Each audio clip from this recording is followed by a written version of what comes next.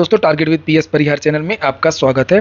आइए शुरू करते हैं और देख लेते हैं कि आज के समाचार पत्रों में विद्यार्थी जीवन से संबंधित कौन कौन सी सूचनाएं हैं। आगे बढ़ने से पहले एक सूचना है उन विद्यार्थियों के लिए जो विद्यार्थी बिहार पीसीएस की भर्ती की तैयारी कर रहे हैं अथवा यूपीपीएस की भर्ती की तैयारी कर रहे हैं। वे सभी अभ्यर्थी पीडब्ल्यू, बीपीएससी वाला, यूपीपीएससी वाला में आकर के अपनी प्रिपरेशन पूरी कर सकते हैं। और यहाँ पर देख सकते हैं आप लोग, प्रतिज्ञा दिवस के अवसर पर बीपीएससी के जितने भी बैचेस हैं उनमें 76% तक की छूट दी गई है और ये ऑफर कुछ दिन के लिए ही है। इसी तरीके से यूपीपीएससी के जितने भी बैचेस चल रहे हैं उनमें 80% तक की छूट दी गई है। यहाँ पर आपको वो सारी चीज़ें मिलती हैं जो प्रिपरेशन करने के लिए आवश्यक होती हैं: live videos, recorded videos, PDF सामग्री, PYQ analysis, doubt clearing session इत्यादि। और अगर हम लोग देखें कि यहाँ पर कौन कौन से बैचेस चल रहे हैं तो यहाँ पर देख सकते हैं 17वीं बीपीएससी के लिए यूनिटी इंटीग्रेटेड बैच है जिसमें प्रीलिम्स और मेंस की तैयारी करवाई जाएगी और फीस केवल 2,999 रुपए है। इन सभी बैचेज में अगर आप लोग, ये ऑफर तो चल ही रहा है, अगर एक कोड लगा देंगे परचेज करते समय PSP 500 तो आप लोगों को 500 रुपए की और एक्स्ट्रा छूट मिल जाएगी।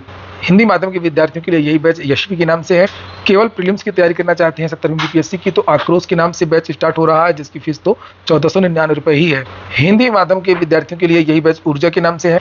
और जो विद्यार्थी यूपीपीएससी भर्ती की तैयारी कर रहे हैं उन विद्यार्थियों के लिए एक बैच है संयुक्त 2.0 के नाम से जिसमें पीसीएस प्रीलिम्स और आरओ एआरओ प्रीलिम्स की तैयारी एक साथ करवाई जा रही है। जिन विद्यार्थियों का टारगेट पीसीएस 2025 है उनके लिए एक बैच है सक्षम 2.0 के नाम से जिसकी फीस है 3,999 रुपए। इसमें पीसीएस की प्रीलिम्स और मेंस दोनों की तैयारी करवाई जाएगी। हिंदी माध्यम के विद्यार्थियों के लिए यही बैच प्रथम के नाम से है। और जिन विद्यार्थियों का टारगेट पीसीएस 2024 ही है उन विद्यार्थियों के लिए बैच है यूनिटी इंटीग्रेटेड बैच है प्रीलिम्स और मेंस के लिए। और इन सभी बैचेस में भी आप लोग कूपन कोड लगा सकते हैं। सारा की सारी स्टडी और अधिक जानकारी आप लोगों को पीडब्ल्यू, बीपीएससी वाला, यूपीएससी वाला के एप्लीकेशन पर मिलेगी। एप्लीकेशन की लिंक मैंने डिस्क्रिप्शन बॉक्स और कमेंट बॉक्स दोनों जगह उपलब्ध करा दी है तो आप लोग जल्दी से जाकर के ऑफर का लाभ ले सकते हैं और अपनी जो प्रिपरेशन है वो पूरी कर सकते हैं। चलिए शुरू करते हैं। और सबसे जो पहली सूचना है वो है यूपीपीएससी असिस्टेंट प्रोफेसर के 536 पदों पर की जाएगी भर्ती। उच्च शिक्षा निदेशालय ने उत्तर प्रदेश लोक सेवा आयोग को भेजा है अध्याचन। उत्तर प्रदेश लोक सेवा आयोग राजकीय महाविद्यालयों में असिस्टेंट प्रोफेसर के 536 पदों पर भर्ती करेगा। उच्च शिक्षा निदेशालय ने भर्ती के लिए आयोग को रिक्त पदों का अध्याचन भेज दिया है। वहीं उच्च शिक्षा निदेशालय और राजकीय महाविद्यालयों में समूह ग के तहत शिक्षणेतर कर्मचारियों के रिक्त पदों पर भी भर्ती के लिए निदेशालय ने यूपीSSC को अध्याचन भेजा है। तो ये जो जूनियर असिस्टेंट और क्लर्कों की भर्ती है वो यूपीSSC से होती है तो वहीं से होगी। और एक और जूनियर असिस्टेंट की वैकेंसी आनी है यूपीSSC से जिसके बारे में जानकारी भी दी गई थी और उसमें हो सकता है कि इसको ये लोग जोड़ दें। आगे यहाँ पर लिखा कि राजकीय कॉलेजों में असिस्टेंट प्रोफेसर भर्ती के लिए उच्च शिक्षा निदेशालय ने उत्तर प्रदेश लोक सेवा आयोग को 2 चरणों में रिक्त पदों का अध्याचन भेजा है। पहले चरण में 384 पद और दूसरे चरण में 152 पदों का अध्याचन भेजा गया है। अभ्यर्थियों को समूह ग के पदों में भी कई वर्षों से भर्ती होने का इंतजार है। उच्च शिक्षा निदेशालय में समूह ग के 23 पदों पर भर्ती के लिए यूपीSSC को अध्याचन भेजा गया। इनमें से 6 पद स्टेनो के और 17 पद कनिष्ठ सहायक के हैं।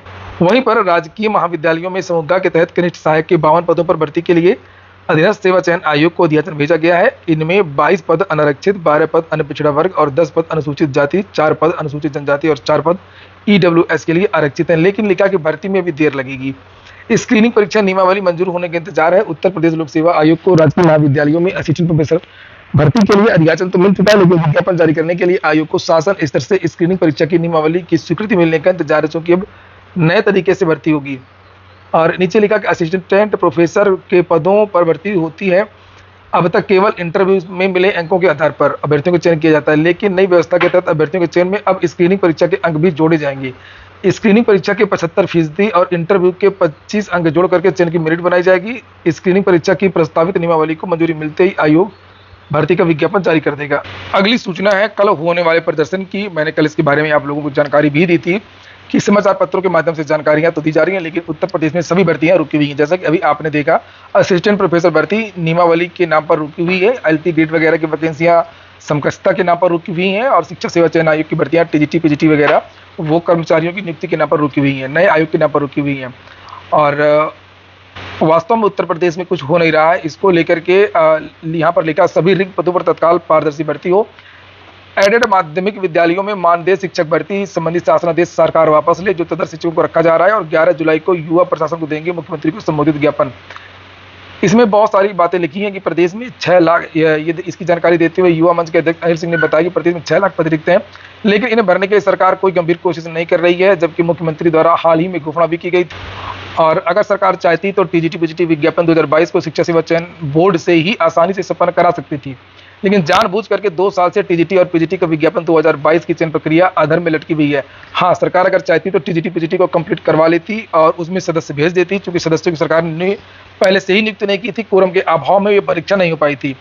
लेकिन इसी तरीके से अन्य तमाम भर्तियां वर्षों से लटकी हुई हैं। 11 जुलाई को मुख्यमंत्री को प्रेषित पत्र के माध्यम से टीजीटी पीजीटी विज्ञापन 2022 में 25,000 पदों को शामिल कर तत्काल परीक्षा तिथि घोषित करने, एडेड माध्यमिक विद्यालयों में मानदेय शिक्षक भर्ती संबंधी शासनादेश को वापस रद्द करने और एलटी प्रवक्ता जीआईसी एवं बीईओ में अर्हता प्रकरण हल कर तत्काल विज्ञापन जारी करने, प्राथमिक शिक्षक भर्ती, तकनीकी संवर्ग समेत अन्य विभागों में रिक्त पदों पर तत्काल पारदर्शी भर्ती प्रक्रिया शुरू करने, पुलिस भर्ती का जो एग्जाम है उसकी डेट घोषित करना, साथ में जो भर्तियां जिन भर्ती में देरी हुई है उनमें उम्र सीमा में छूट, चयन संस्थाओं को पारदर्शी व जवाबदेह बनाने, सभी लंबित भर्तियों को समयबद्ध पूरा करने जैसे सवालों को उठाया जाएगा। तो कल जो है ये 11 जुलाई को पत्थर गिरजाघर में धरना स्थल पर मुख्यमंत्री जी को ये ज्ञापन दिया जाएगा। शासन को यहाँ पर लिखा हुआ है और इसके बारे में उच्च अधिकारियों को सूचित भी कर दिया गया है। तो वैसे आप लोग बहुत सुस्त हैं, नहीं तो अगर आप लोग चाहते जितने भी बीएड वाले हैं, टीजीटी पीजीटी वाले हैं, आप लोगों की परीक्षा पहले ही हो जाती। जब इसके आवेदन लिए गए थे उसके तुरंत बाद हो जाती, सदस्य कार्यवाहक सदस्य सरकार जो है कार्यवाहक सदस्य भेज देती और आपकी परीक्षा हो जाती। लेकिन तब विद्यार्थियों ने सक्रियता नहीं दिखाई, विद्यार्थियों को लग रहा था कि बहुत जल्द आयोग का गठन हो जाएगा, जबकि बहुत सारे लोग और मैंने बहुत सारे वीडियोस बनाए थे और मैंने आप लोगों से कहा था कि ये परीक्षा बहुत दूर चली जाएगी और इसको लेकर के युवा मंच ने भी कई बार धरना प्रदर्शन किया था। अभी भी आप लोग देख लीजिए, कोशिश कर लीजिए, नहीं तो अभी भी मैं कह रहा हूँ कि आपकी जो परीक्षा है वो अगले वर्ष चली जाएगी। अगली सूचना है बीएड को लेकर के, ये विद्यार्थियों ने भेजा है। आज 10 जुलाई को ये जो विद्यार्थी हैं वो दिल्ली जा रहे हैं, क्योंकि बीएड छात्रों को प्राथमिक शिक्षक भर्ती से बाहर कर दिया गया, लेकिन सरकार ने बीएड छात्रों के लिए कोई भी मध्यम मार्ग नहीं निकाला और आज विद्यार्थी ज्ञापन भी देंगे। यहाँ पर देखिए लिखा है कि Jantar Mantar near metro station, Rajiv Chowk and Janpath yellow line. अगली सूचना है तदर्थ शिक्षकों की, लिखा अब 11 महीने के लिए ही रखे जाएंगे तदर्थ शिक्षक, मानदेय पर काम करने के लिए शिक्षकों को देना होगा शपथ पत्र। नए सत्र में फिर से होगा नवीनीकरण, शासन ने जारी किया दिशा निर्देश। प्रदेश के अशासकीय सहायता प्राप्त एडेड माध्यमिक विद्यालयों के तदर्थ शिक्षकों को मानदेय पर काम करने के लिए एक शपथ पत्र देना होगा। वो निश्चित मानदेय पर कार्य करेंगे और उन्हें 11 महीने के लिए ही रखा जाएगा। नए सत्र में फिर से उनका नवीनीकरण होगा, वे अधिकतम 62 साल तक की उम्र तक मानदेय पर काम करेंगे। तो तदर्थ शिक्षकों को जिनको बाहर किया गया था सुप्रीम कोर्ट के द्वारा, उनको फिर से नियुक्त किया जा रहा मानदेय पर, जिसका विरोध हो रहा है। वहीं पर तदर्थ शिक्षक कह रहा है कि नहीं नहीं, हमको इतना कम वेतन नहीं चाहिए, 25,000 20,000 हमको परमानेंट करिए। अगली जो सूचना है वो है आउटसोर्स नौकरियों में भी कोटे की तैयारी, चूंकि अब सरकार ज्यादातर विभागों में आउटसोर्स से नियुक्तियां कर रही है, संविदा पर नियुक्तियां कर रही है, उसको लेकर के भी जानकारी दी गई है। लिखा है कि उत्तर प्रदेश सरकार राज्य में आउटसोर्सिंग की नौकरियों में आरक्षण लागू करवाने के लिए सक्रिय हुई है। उत्तर प्रदेश विधानमंडल अनुसूचित जनजाति विमुक्त जाति की संयुक्त समिति ने राज्य के कार्मिक विभाग से आउटसोर्सिंग की नौकरियों में आरक्षण व्यवस्था लागू करने के लिए 23 जनवरी 2008 को जारी शासनादेश के अनुपालन के बारे में सभी विभागों से ब्यौरा मांगा है। विधानसभा और विधान परिषद के सदस्यों की इस समिति के अध्यक्ष MLA श्रीराम चौहान है और समिति के सदस्यों में यहाँ पर कुछ लोगों के नाम लिखे हैं। शिक्षकों का विरोध जारी है। कल मीडिया के हवाले से जानकारी दी गई थी कि डिजिटल जो हाजिरी है ऑनलाइन वो अग्रिम आदेशों तक स्थगित कर दी गई है, लेकिन आज अभी तक इसके बारे में कोई ऑफिशियल जानकारी समाचार पत्रों के माध्यम से नहीं दी गई है। ITI के लिए आज से एडमिशन शुरू हो रहे हैं। लिखा है ITI में प्रवेश के लिए आज से ऑनलाइन आवेदन। ITI में प्रवेश के लिए बुधवार से ऑनलाइन आवेदन प्रक्रिया शुरू हो जाएगी। हाई स्कूल की मेरिट के आधार पर होने वाले प्रवेश राजकीय और निजी संस्थानों में एक साथ होंगे। ऑनलाइन आवेदन में किसी भी प्रकार की त्रुटि होने पर अभ्यर्थी 2 दिन के अंदर उसे संशोधित कर सकेंगे। 4 अगस्त तक फॉर्म भरे जाएंगे और प्रदेश के 305 राजकीय और 2,941 निजी औद्योगिक प्रशिक्षण संस्थानों में होंगी प्रवेश। ARO पेपर लीक को लेकर के भी सूचना है। जैसे यहाँ पर लिखा DIVS प्रिंसिपल को रिमाइंडर भेजा गया है। STF का कहना है कि आयोग की ओर से परीक्षा केंद्र निर्धारण की जिम्मेदारी DIVS को दी गई थी, ऐसे में उन्होंने अपने दायित्वों का सही ढंग से निर्वहन किया था या नहीं, इसके बारे में पूछताछ की जाएगी। Bishop Johnson girls school and college की प्रिंसिपल से पूछताछ की जाएगी ताकि यह पता लगाया जा सके कि अर्पित विनीत जसवंत को स्कूल में किस आधार पर काम करने के लिए रखा गया था और इसके साथ ही उसे प्रतियोगी परीक्षा की ही जिम्मेदारी क्यों मिला करती थी। इसके साथ ही अभियुक्त अर्पित विनीत के बयान और प्रिंसिपल के बयान का मिलान करवाया जाएगा। किसी तरह के विरोधाभास की स्थिति उत्पन्न होने पर वैज्ञानिक साक्ष्य का सहारा लेकर के कार्रवाई के दायरे में लाया जाएगा। जाएगा। एसटी का कहना है कि bishop Johnson girls school and college में परीक्षा का काम देखने वाले अर्पित विनीत को एक प्रतियोगी परीक्षा आयोजित होने पर 10,000 रुपए मिला करते थे। उसने आरओ का पेपर महज 10 मिनट में ही आउट करवा दिया था। प्रश्न पत्र का बंडल मेडिकल रूम में ले जाने के बाद में उसकी सील काटना, मोबाइल पर फोटो खींचकर भेजना, फिर दोबारा पैकेट को सील करने में 10 मिनट का ही वक्त लगता था।